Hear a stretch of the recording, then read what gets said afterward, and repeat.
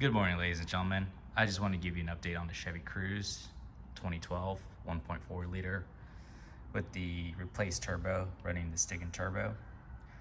So I spent yesterday and I took the oil pan off because it's leaking at the oil pan. Apparently it's a common failure for these vehicles because they didn't use a gasket. They used this Permatex seal. It's kind of like a liquid gasket that hardens up from the factory. And of course, if the car runs hot or something happens, the seal will break down. So let me show you what I'm dealing with right here. Let me move the light over. And this is the oil pan. Let me get my picker here to show you guys what's going on. So as you can see, this is the oil pan. Let me go ahead and zoom in here. And then this is the mating surface right here.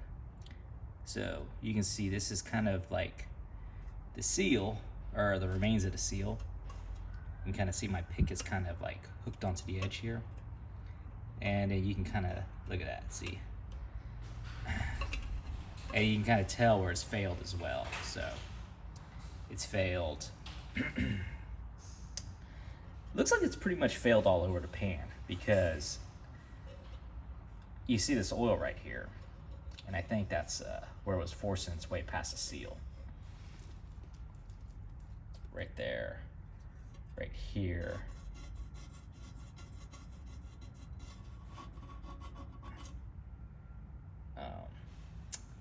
So I'm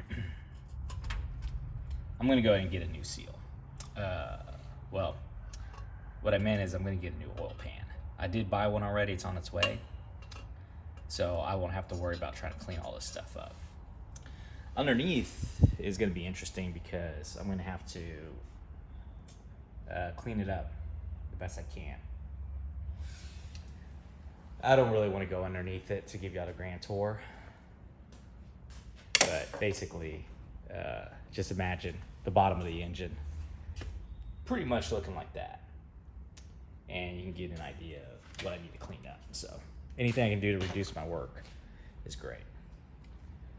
So the last time I looked at this car, showed it to you, I had just done the positive crankcase ventilation. Now, if you remember from that video, I went all in here.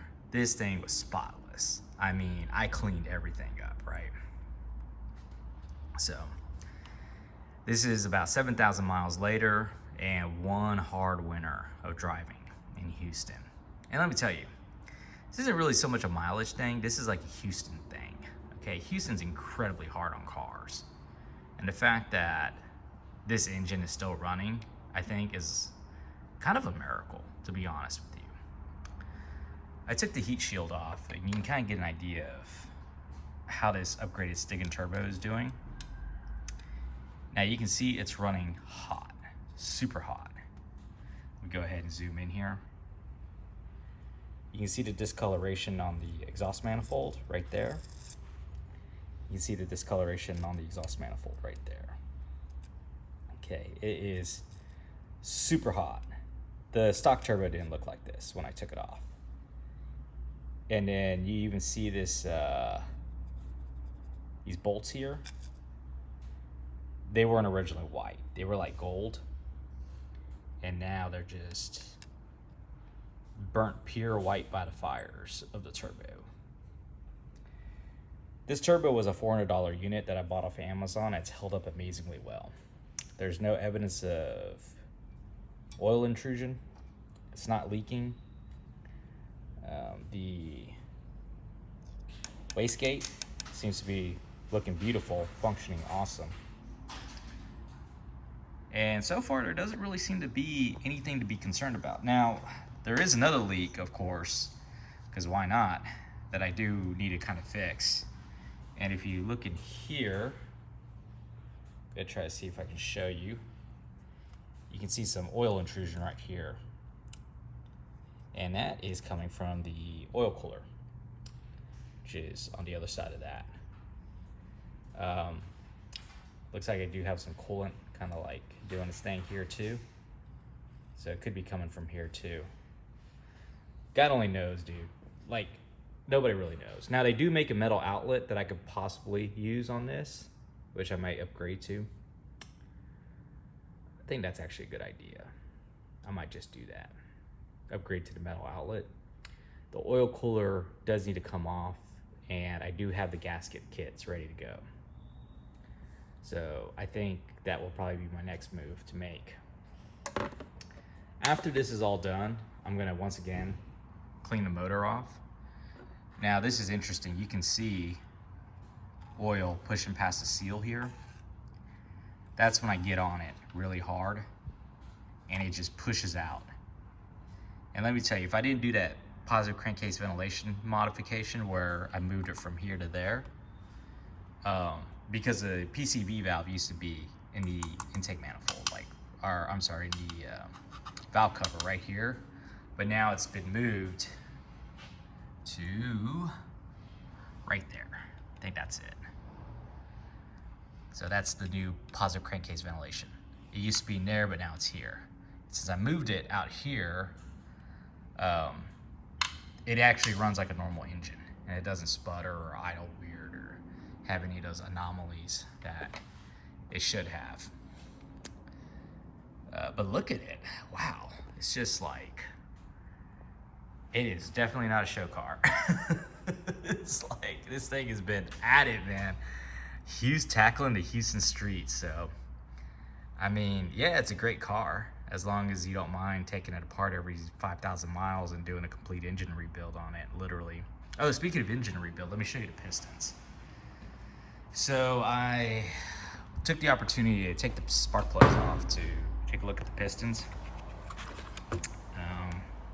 Let me kind of show you the before and afters.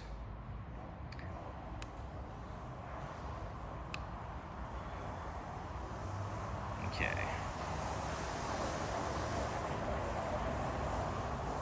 So this is actually going to be the afters. So you can see the pistons, no particular order. I didn't really bother trying to figure out which one was which or memorizing it, even though if you did ask me, I could kind of tell you that it's pretty much like gonna be this one, this one, this one, this one. It's the ones I looked at. So you can kind of tell that there's some gunk that like dropped onto the piston, but you pretty much got a lot of detonation going on, which I'm not surprised.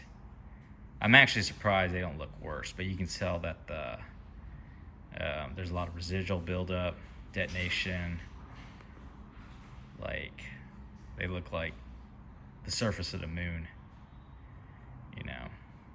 I'm not even sure what you call that, but it's pretty much what's going on. They actually look a lot better though, because the last time I ran the probe in was a lot earlier, and you can see where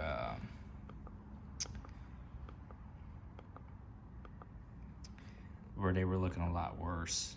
And I'm assuming that was the fuel additive that I made the mistake of running through it, too much of it, and it was collecting on the piston. So anyway, but you're better off. See, that's with the fuel additive, and then this is with primarily Shell and Chevron. So you're a lot better off running a higher quality fuel at a higher octane than you are running some of that snake oil fuel additives.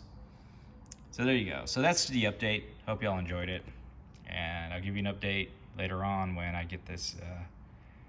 get more of the car sorted out.